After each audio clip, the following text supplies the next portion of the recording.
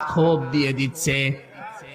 কিন্তু একই আল্লাহর বিধান, আনাকিমুদ্দিন, দিন কায়েম করো, ওয়ালা তাতাফাররাকু ফি, এই বিষয়ে কোনো ফতোয়াবাজি করো না। এখানে ওর খবর নেই। দিনটা যে কায়েম করা ফরজ, নামাজের মতো, রোজার মতো, অনেকেই জানেও না ও মানেও না। অথচ পৃথিবীতে যত নবী এসেছিলেন, আমি আলেমদের বলছি, প্রত্যেকটা নবীর শরীয়তে কম বেশি কোন মাসলা মাসাইল নিয়ে একটু ঝামেলা ছিল। হয়তো অনেক নবীর সাথে আমাদের নবীরটা মেলেনি। যেমন হযরতে মুসা আলাইহিস সালামের জামানায় কারো শরীরে যদি লাপাক লেগে যেত, ওই জায়গাটা এরকম মুছে ফেললেই হয়ে যেত। হযরতে ঈসা নবীর জামানায় একটু কঠিন ছিল, কোন জায়গায় নাপাক লেগে গেল চামড়া খুশিয়ে খুশিয়ে তুলে ফেলে লেগে লাগতো। আল্লাহ পাক কঠিনটাও দেননি, একেবারে সহজটাও দেননি, আমাদের মাঝামাঝি শরীয়ত দিয়েছেন যে চামড়াও তোলা লাগবে না, আবার মুছে ফেললেও হবে না, 3 বার ধুয়ে ফেলা লাগবে। হ্যাঁ, এই যে মাসলা মাসালে হয়তো বিভিন্ন নিয়ম নীতি নিয়ে মতপার্থক্য ছিল, কিন্তু আদম থেকে শুরু করে আমাদের নবী পর্যন্ত প্রত্যেকের মিশন একটাই ছিল, আনাকিমুদ্দিন ওয়ালা তাতাফাররাকু ফি। নামাজ যেভাবে কায়েম করো, রোজা যেভাবে ফরজ মনে করে করো, দিন কায়েম করা কিন্তু ঠিক ওই রকম ফরজ। আর এই বিষয়ে কোনো পার্থক্য, মত পার্থক্য, ফতোয়াবাজি, দলাদলি চলবে না।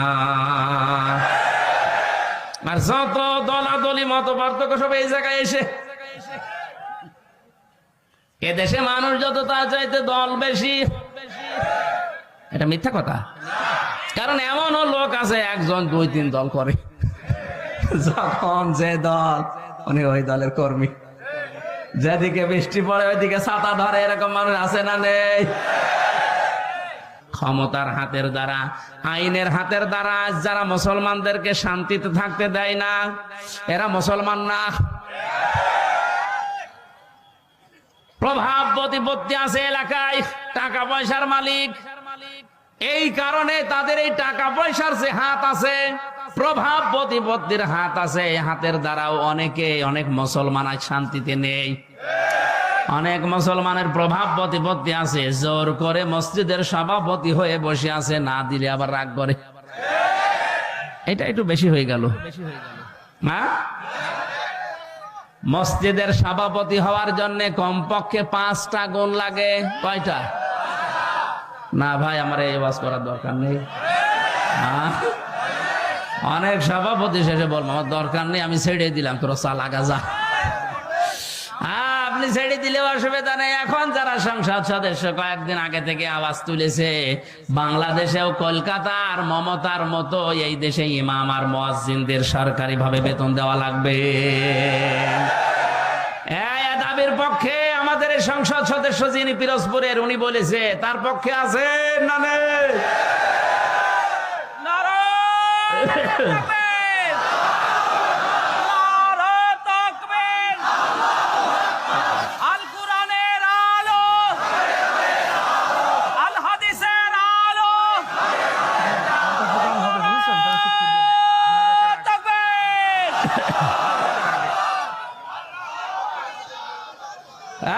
পৌরসভার মেয়র যিনি আছেন, ড্রেন পরিষ্কার করে, টয়লেট পরিষ্কার করে, তার যদি বেতন দেওয়া যায় 3 লক্ষ 3.5 লক্ষ, মসজিদের ইমামের বেতন আর মুয়াজ্জিনের বেতন দিতে গেলে আমাদের প্রধানমন্ত্রী পারবে না। 564টা মডেল মসজিদ বানিয়েছে, এখানে যদি বেতন দিতে পারে ইমাম মুয়াজ্জিনের, 3.5 লাখ মসজিদের ইমাম মুয়াজ্জিনের বেতনও দিতে পারবে। সে কলিজা তার আছে, কথা বলছে না কেন? তার কলিজা না থাকলে 10.5 লাখ 12 লাখের উপরে। তাকান কত মানুষকে আশ্রয় দিয়েছে। চীন এত বড় রাষ্ট্র, একটা মানুষও নেয়নি। কথা বলছে না কেন? আর সমালোচনা আলোচনা তার বিরুদ্ধে, পক্ষে বিপক্ষে আছে, কিন্তু তার কয়েকটা কাজ কিন্তু খুব ভালো। বিশেষ করে একটি খামার একটি বাড়ি, এই প্রকল্পের মাধ্যমে অনেকে আজ একটা কর্মজীবন পেয়েছে, একটা মাথা গোজার ঠাঁই পেয়েছে। প্রধানমন্ত্রীর জীবনে কিছুই যদি আল্লাহর ভালো না লাগে, এই কাজটা ভালো হবে, কারণ এটা কোরআনে কারিমের সূরা মুদ্দাসসির থেকে নেওয়া। আলাম নাকুন নুতিউমুল মিসকিন, হে নবী আপনি মিসকিনদেরকে খাবার দেবেন, যারা দেয় না তারা মুসলমান দাবি করলেও জাহান্নামে যাবে। সুতরাং শুধু নিজে খেয়ে পরে বাঁচবেন, এতিম মিসকিন অসহায় মানুষের খবর রাখবেন না, আপনি জান্নাতে যেতে পারেন না। উনি হয়তো এই আয়াত থেকে এই শিক্ষাটা নেওয়ার জন্য একটি খামার একটি বাড়িয়ে প্রকল্প চালু করেছিল। আর দুর্নীতি হয়েছে, হয়তো অনেকে একটি খামার একটি বাড়ি বানাতে গিয়ে বাঁশের বদলে রড দিয়েছে, আমরা জানি, কিন্তু কাজ তো করেছে। যারা দায়িত্ব পেয়েছিল ওরা 2 নাম্বারই করলে উনি ওখানে ঢাকা থেকে করবে কি? সুতরাং এই কাজটা যেন আল্লাহ কবুল করেন। লক্ষ লক্ষ মানুষের মাথা গোজার মতো একটা ঠাঁই হয়েছে, একটা কর্মসংস্থান তৈরি হয়েছে। জোরে বলেন সুবহানাল্লাহ। এ কোরআন শুনতে আসবে মানুষ আল্লাহর পথে না শয়তানের পথে? আরো জোরে বলেন। মাওলানা আমিনুলকে যারাই বাধা দিয়েছে, আমি সজ্ঞানে স্বেচ্ছায় একেবারে বাস্তবতার সাথে মিলিয়ে কোরআন সামনে নিয়ে বলছি, আপনি নামাজ পড়তে পারেন, পাগড়ি মাথায় দিতে পারেন, হজ করতে পারেন, কোরআন অনুষ্ঠান চালু হবে বাধা দেওয়ার জন্য যারাই বিভিন্ন কায়দায় চেষ্টা করেছেন, আপনার আমল ভেঙে গেছে। কোন হুজুর নিয়ে আসবেন? এবার নিয়ে আসেন। যদি মনে করেন না বানিয়ে বলছি, সূরা হুজুরাতের 2 নম্বর আয়াতের ব্যাখ্যা আছে, বিশ্ব নবীর উপরে যদি কেউ কথা বলে তাহলে তার আমল আল্লাহ নষ্ট করে দেয়, অথচ লোকটা জানেও না যে আমার আমল নষ্ট হয়ে গেল কি করে। লা তারফাউ আসওয়াতাকুম ফাওকা সাওতিন নাবিয়্যি ওয়া লা তাজহারু লাহু বিল কওলি কাজহারি বা'দিকুম লিবা'দিন আন তাহবাতা আমালুকুম ওয়া আনতুম লা তাশউরুন।